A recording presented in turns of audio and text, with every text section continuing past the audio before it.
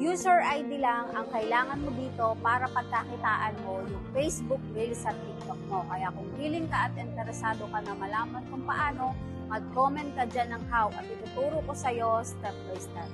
See you! Sobrang dami ng kumikita dito gamit ang user ID. And right now, meron akong kasama na i-interviewin natin kung magkano kinita niya gamit ang user ID niya.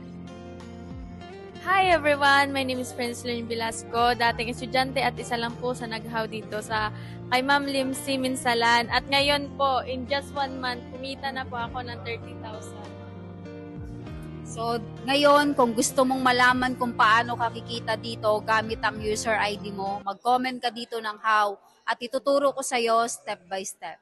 See you! Isa ka ba sa mga OFW or empleyado na kinakapos pa rin at budgeted pa rin yung sinasahod? Well, good news para sa'yo yung video ko kasi ngayon, this is the right time na pagkakitaan mo na rin yung Facebook at TikTok mo. Lalo na kung after ng trabaho mo, babad ka lang naman dito sa Facebook, TikTok mo. Kasi dito, meron akong alam na sistema na pwede kong ituro sa'yo na kung saan through pagpo-post lang ng mga short videos.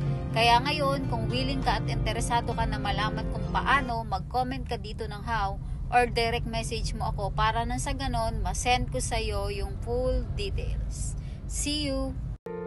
Oops, teka lang, huwag mo munang scroll. Kung bibigyan ka namin ng 10,000, saan mo ito gagamitin?